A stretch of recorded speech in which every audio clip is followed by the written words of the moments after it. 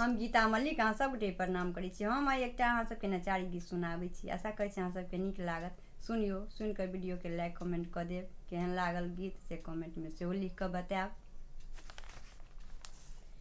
यौ जखन भेटब तऽ सब दुख कहबै दानी।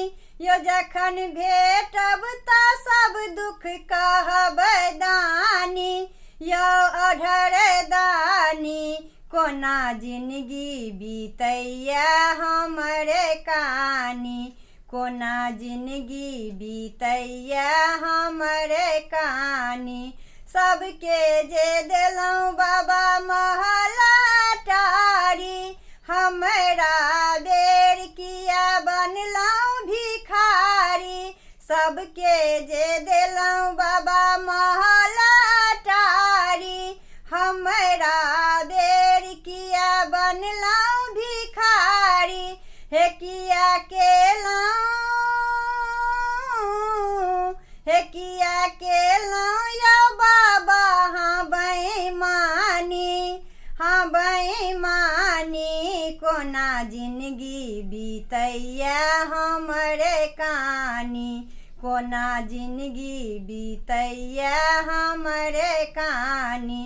नित उठी भोर बाबा मंदिर बहारब। फूल बेल पात गंगा जल चढ़ायब।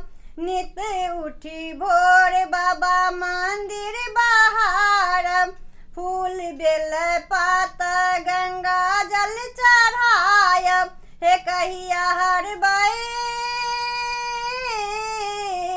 हे कहिया हरबै हमरे दुख सुल पानी।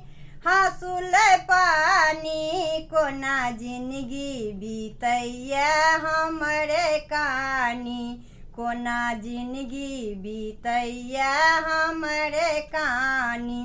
छोड़ि देलहुँ बाबा हम सबके आशा।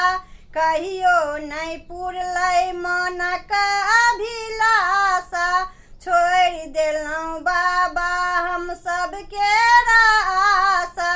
कहियो नहीं पुरलै मनक अभिलाषा। हे सुनू विनती, हे सुनू विनती हमरे अढ़र दानी। हाँ अढ़र दानी कोना जिनगी बीतैया हमरे कानी।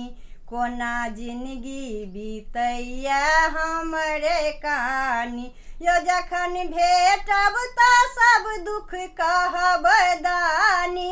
यौ जखन भेटब तऽ सब दुख कहब दानी।